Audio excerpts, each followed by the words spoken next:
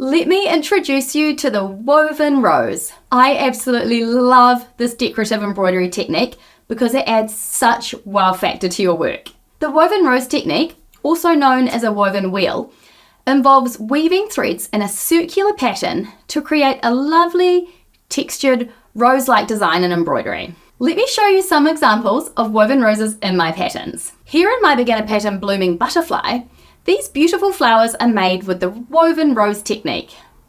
In this pattern here called Sweet Bouquet, which is great for confident makers, we've used two-toned woven roses to add some lovely raised detail to the bouquet of flowers. And in this pattern Spring Meadows, which is for super confident makers, woven roses feature in this array of flowers along the bottom. See how they really pop against the rest of the stitches? I just love how this technique creates such a cool raised embroidery effect. Okay, so now it's time for you to learn the woven rose technique.